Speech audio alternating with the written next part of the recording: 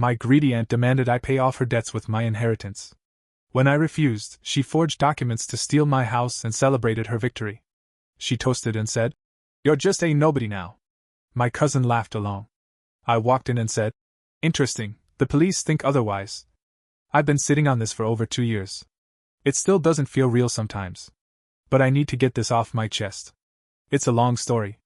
And it gets real messed up. I'm not here to write a novel. I'm just gonna tell you exactly what happened. Every part is true. I've got proof, court documents, and police reports to back it up. Let's start at the beginning. My mom passed away in 2020. Brain aneurysm. No warning, no chance to say goodbye. She was 62. We were really close. I'm her only child. She raised me by herself after my dad died in a car accident when I was 5. No siblings. No stepdad. Just me and her in a small house in Queens, New York. The house was hers. Paid off. She'd been living there since the early 90s. It wasn't anything fancy, but it was home. She always said, "This house is yours when I'm gone." She didn't have much money, but she left behind a small life insurance policy, just enough to cover funeral costs and a little bit extra. So when she passed, everything went to me. No arguments, no confusion. She had a will, everything notarized and proper. I was grieving, but I was also trying to take care of things the right way. I was staying at the house, going through her stuff, trying to figure out what to do next. That's when Gloria showed up. Gloria is my mom's older sister. My aunt. She always acted like she was better than everyone else. Fancy clothes. Loud jewelry. Always some new boyfriend or husband. She'd borrow money from family and never pay it back. When I was a kid, she'd show up at Thanksgiving, drink too much wine, and brag about people she knew in the Hamptons. I hadn't talked to her much in years. She came to the funeral with crocodile tears and a velvet coat. She made the whole thing about her. Loud sobs. Talking over the priest. At the time, I ignored it.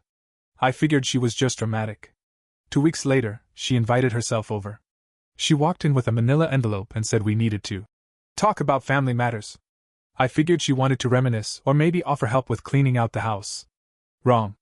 She pulled out papers and said, "Your mother and I had some unfinished business. She left me hanging with that debt, and now that falls to you." I asked her what she was talking about. She claimed that back in the 90s, she and my mom had co-signed a medical loan for some distant cousin who had cancer. Said my mom only paid part of it. That Gloria had been stuck paying interest and fees ever since. And now, she wanted me to pay her $87,000. 87 grand. I nearly laughed. I asked her if she had any paperwork on this. She said she didn't need it. That I should want to help family. She said I got the house for free, and could sell it to help her out. I told her I wasn't paying for someone else's mistakes. I told her that if my mom had really left her with a debt, she should have taken it up with her years ago. That's when she snapped. She stood up, called me ungrateful, said I was just a little boy in a man's clothes. And that she'd get what she was owed, one way or another. I told her to leave. She did. She slammed the door so hard a picture fell off the wall. About 3 months go by. No word from Gloria. I'm still working my IT job remotely. Still living in the house. Still dealing with grief and just trying to keep life moving. Then, on a Friday in April, I come home from grabbing groceries. There are padlocks on the front door. Not from the inside. From the outside. Like the house is boarded up. There's also a big red sheriff's notice taped to the window. I froze. I checked my keys. Tried the back door. Same thing. I had no clue what was going on. I called the number on the notice. After sitting on hold and explaining my situation, I got through to a clerk who said, "According to records, the property was recently transferred. You're not listed as the owner anymore." My stomach dropped. I asked who was. She said, "A woman named Gloria ___________________________________________________________________________________________ I couldn't breathe. I couldn't breathe. I got a lawyer immediately. His name's Mike. He's a no BS kind of guy. Grew up in Brooklyn. Been doing real estate law for 30 years. I told him everything.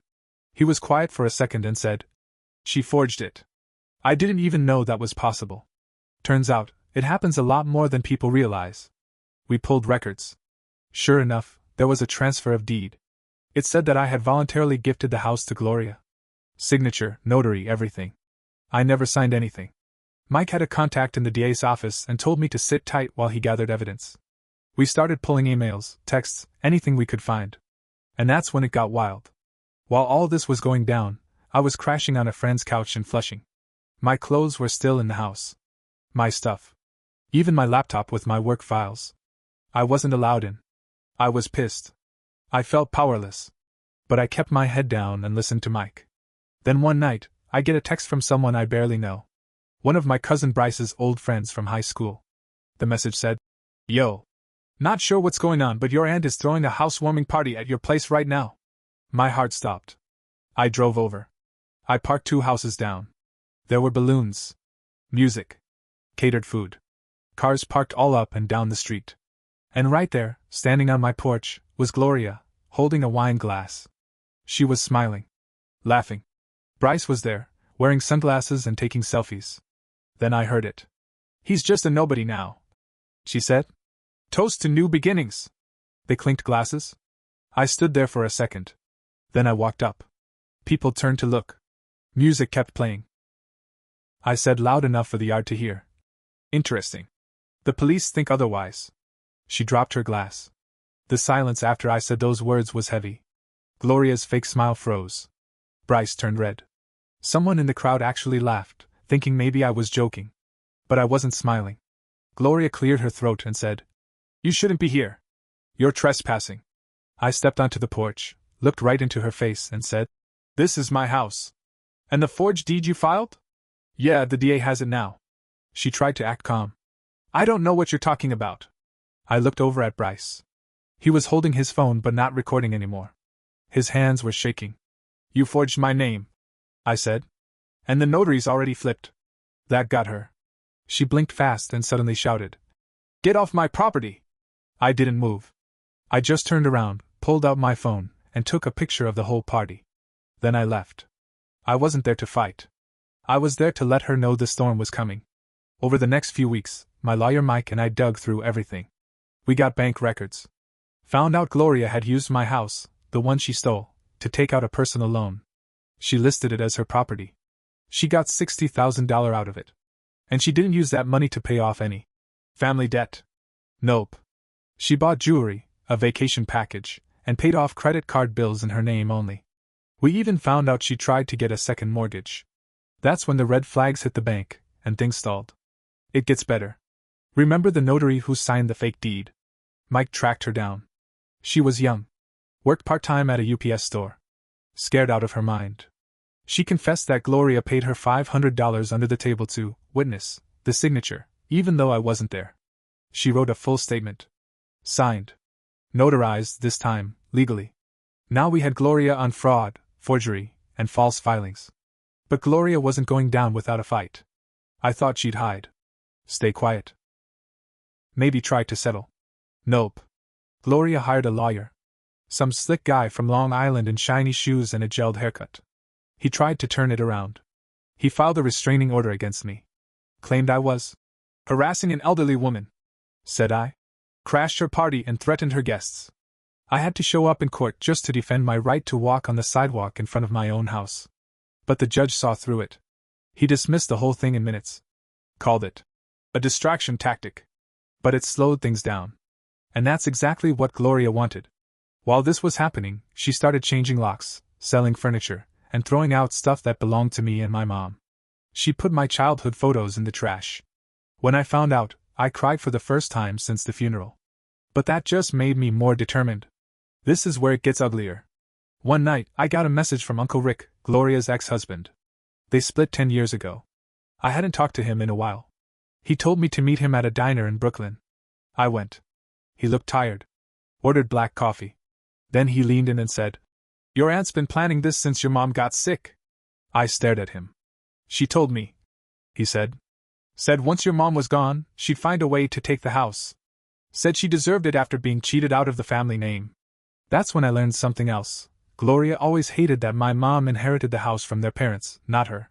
Apparently, their parents left it to my mom because she was the one who stayed to care for them in their old age. Gloria had moved out at 18 and never looked back. She never let it go. This wasn't just about money. This was revenge. Uncle Rick gave me copies of old emails she'd sent years ago, venting about fixing the family mistake and getting what should have been mine. He was angry too. Said Bryce had turned into a mirror of her, smug, entitled, manipulative. I asked Rick why he was helping me now. He said, because your mom was the only decent one. And she didn't deserve this. Neither do you. The pressure started getting to Gloria. She started sending me texts like, do you really want to take this public? This could all go away if you just let it go. Think of what your mother would want. That last one made my blood boil. She tried to use my mom against me, the woman she betrayed and stole from. Then, one afternoon, I was at Mike's office signing papers, and his secretary buzzed in. She's here. I didn't believe it. But Gloria walked in. Black dress. Sunglasses. A tissue in hand, like she was mourning something. She asked to speak to me alone? Mike said absolutely not. So she stood there, in front of both of us, and said, you're ruining your own life. Do you know how expensive this is going to get for you? I stared at her. Said nothing. Then she smiled and said, you were never going to keep that house. It was too much for you. I saved you from yourself. Mike leaned forward and said, thanks for stopping by. You'll be hearing from us. She walked out. No apology. No guilt. Just pride. 3 weeks after Gloria tried her little guilt trip in Mike's office, we got a surprise call from the court clerk handling the civil case. She said, are you aware your aunt submitted new evidence this morning? We weren't. We pulled the file. Gloria had turned in a will update. A forged one. It claimed my mom had written in, amended, will just before her death, leaving the house to Gloria, and me only a small personal amount in thanks. It looked ridiculous. Wrong format. Sloppy language. The date didn't match the legal death certificate timeline. And worst of all, it listed my mom's address wrong. Still, it took time to challenge and get thrown out. It delayed the case again. Gloria's lawyer tried to argue we needed additional time to sort through the new discovery. Mike was furious. He filed a motion to dismiss the fake will and pressed for criminal review. And that's when a city investigator got involved. Turns out, real estate fraud in NYC isn't just a civil problem. The city has an entire task force for property theft. It's more common than most people think, especially when elderly people die and relatives swarm. The task force assigned someone. Her name was Detective Aponte. Sharp. Calm. All business. She met with Mike and me in a quiet conference room at the borough office. She brought photos. Surveillance stills. Financial records. Voice recordings. She had been investigating Gloria for months. Why? Because mine wasn't the only house she tried to grab. Apparently, after my mom died, Gloria tried to do the same thing to an elderly neighbor down the block, a woman named Miss Harriet who'd been in a nursing home. Gloria filed documents trying to gain power of attorney by pretending to be her caregiver. It failed, but it raised red flags. My case? It matched the pattern perfectly. Detective Aponte looked me dead in the eye and said, this is deeper than you think. Just when we thought we knew the whole story, we got another surprise. One morning Mike called me and said, you need to hear this. He played me a voicemail. It was Bryce. He was crying. Said he wanted to make things right. Said he didn't know how bad it really was. Claimed he only helped Gloria with the paperwork because she told him I was leaving the house abandoned. And that someone needed to save it. Total garbage. But here's the twist, Bryce offered evidence. He had screenshots of texts from Gloria telling him exactly how to lie, forge, and even delete certain emails in case investigators came sniffing around. He also had a USB drive with voice recordings. Gloria had left her phone recording one day and accidentally caught herself bragging to a friend about outsmarting a dummy nephew and locking in the house before the courts could block her. He gave it all to Mike. Why? Because he had been served with an upcoming criminal indictment, and he wanted to cut a deal before it hit. We gave everything to the city investigators. This part hit me in the gut. One afternoon, Detective Aponte called and said they were conducting a search warrant at my house. My house that I still couldn't enter. I asked if I could come. She said yes. I stood across the street as officers walked in, took photos, searched drawers, and opened hidden compartments. It felt surreal. Then an officer came out holding a black plastic folder. Inside were original copies of my mom's will, not the ones I had, but older ones. And tucked in the back was a handwritten letter, addressed to me. It was dated 3 days before her death. It wasn't a legal document, but it was personal. She wrote, I've seen signs that Gloria's been snooping. If anything happens to me, please be careful with the house. Don't trust her. Protect what I worked for. I broke down on the curb. Detective Aponte put a hand on my shoulder and said, "We're going to make this right." A week after the search, Mike got a subpoena from the state. They wanted to freeze all assets connected to Gloria. Turns out, she had been transferring money between different bank accounts, one under Bryce's name, one under an old LLC she used for consulting. That's when we found out Gloria had been using stolen property for years. She'd faked disability claims, filed bogus tax returns, even submitted fake landlord documents for rent assistance, all based on properties she didn't own. It wasn't just about my house anymore. It was about a trail of lies going back almost a decade. The DA expanded the case. And Gloria? She had no idea what was coming. It took over a year to get here. A full year of waiting, gathering evidence, and sitting through legal delays while Gloria pulled every dirty trick she could. But now we were in court. Gloria wasn't just facing civil charges anymore. The city had officially charged her with fraud, forgery, grand larceny, and filing false documents. Bryce had turned state's witness, so he was getting a plea deal in exchange for testifying against her. I sat on one side of the courtroom with my lawyer. On the other side? Gloria, her lawyer, and what was left of her pride. She had lost her fancy jewelry. Lost the expensive clothes. She looked tired. But she still had that arrogance. Still whispered to her lawyer. Still shot smug looks across the aisle, as if she thought she could walk away from this. Then the prosecution called Bryce to the stand. Bryce wouldn't look at me. He was pale. Hands gripping the stand. When they asked him to explain the fraud, he cleared his throat and said, "She told me it was already hers. She said my uncle," he wouldn't say my name, "was abandoning the house, and that she was just taking back what belonged to the family. She told me to help her with the paperwork, and I did." Then the prosecutor pulled up the text messages. The ones where Gloria told Bryce exactly how to forge my signature. The ones where she bragged about how he'll never be able to prove anything. And how she was too smart for these dumb kids. The courtroom was silent. Gloria leaned forward, whispering furiously to her lawyer, but the damage was done. Then came the final blow. "Your Honor, we have a recording to submit." Mike and I already knew about it. But Gloria didn't. The prosecution played it out loud, the voice memo Gloria accidentally recorded on her phone. Her voice clear as day. "I don't care what he wants. That house was supposed to be mine from the start. My mother picked the wrong daughter, and I fixed her mistake. He's a joke. He'll cry about it, but what's he gonna do? Take me to court? Ha! I'll tie this thing up for years. He'll run out of money long before I do." A stunned murmur rippled through the court. Gloria's face went sheet white. The judge turned to the defense. "Would you like to reconsider your plea?" Her lawyer was already shaking his head. She was done. Gloria stood up so fast her chair screeched back. She pointed a shaking finger at me. "You!" she hissed. Her lawyer grabbed her arm, trying to calm her down, but she snapped. "This was mine. Do you understand me? That house, that life, should have been mine. You were just a mistake. You were never supposed to have it." She was shaking with rage. The judge banged the gavel. "Ms. _________, sit down." She didn't. She turned on Bryce. "And you little traitor! You were supposed to be on my side. You're my son. You let them turn you against your own mother." Bryce looked down at his lap and didn't say a word. The bailiffs approached. She tried to argue. Then the handcuffs came out. The last thing she said before they led her away? "I hope you're happy. You ruined this family." She didn't get it. She never would. Gloria got 3 years in prison. Bryce got 6 months of probation and community service. The house? Legally mine again. Mike helped me file the last of the paperwork, and the court fully restored my ownership. But stepping back into that house for the first time after everything? It didn't feel the same. The walls had been repainted. The furniture had been changed. The garden, my mom's garden, was gone. It didn't feel like home anymore.